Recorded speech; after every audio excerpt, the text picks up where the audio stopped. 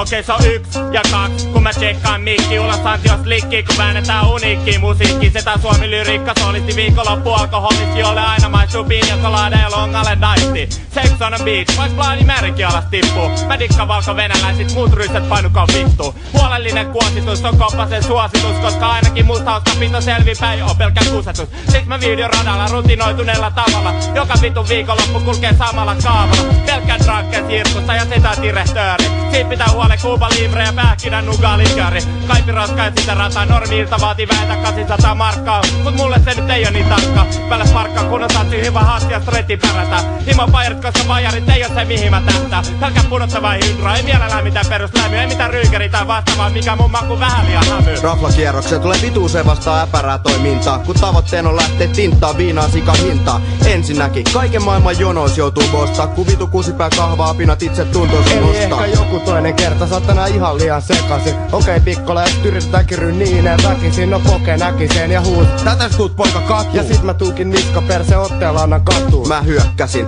suoraan sen mestan kusiputkaa. Ja joutu tunnustaa, et vähän matkaa tuli mutkaa. Kun se vitu oviloikkari tuli sinne saman tien kurkkiin. Mä lensin ulos nopeammin kun mun kusikaari nurkkii. Voi vitun niissä pojat, vetäkää ittenne jo kiikkuu. Joutuu ihmettelemään mitä tollasta spedejen pääs liikkuu. Kun sisään pääsee vaan ne, jotka on pari tuntia yhtä fantaa. Samaan aikaan kun me joudutaan tarjottimen avulla kantaa viinat pöytään. Mut aina löytää ovet jonkun pelle, jolla joku hyvä tekosyy jättää olari ulkopuolelle. Mä sanon terve, lähen mestaan mis tutut poket vaan nyökkää. Ja antaa meidän koko posse jono ohi hyökkää. Tietää miten kohdella kantaa asiakkaita. Ja jonos neikatut landet ei tajuu asian laitaa. Mut juttu on vaan niin, et budjetti venyy rajattomasti. Kun me sipataan pilkkua asti. Lopuks mennään pajattaa hatsiin. Iskuryhmän dokaustyyli on raaka ja pahamaineinen. Mä en edes halua tietää miten paljon rahaa sai eilen taas palaa Kaipiroska, Vernet Frankko ja sitä rataa. Moni muihinkin nautintoaineisiin meni taas monta sataa. No ilman meitähän moni stadin rafla menis konkkaan. Mä sammun noista lonkkaa ja konttaa. Aivan alkuun kerron olevani elämän tapa alkoholisti. En mikään paras asiakas, vaan vittumainen poskisolisti. Kun kehäkettu ja koiratarhaa jälleen kerran radalla. Eikä yksikään äijä tuu pärjäämään edes tonniviidellä sadalla. Kaipiroska, Vernet Frankko ja sitä samaa rataa. Ja ulkopuoliset on sitä mieltä, et lähtekää vittu lantaa. Itselläni ja ystävilläni on tapana aiheuttaa pahennusta normaaleiden keskuudessa, miksei kukaan tykkää musta.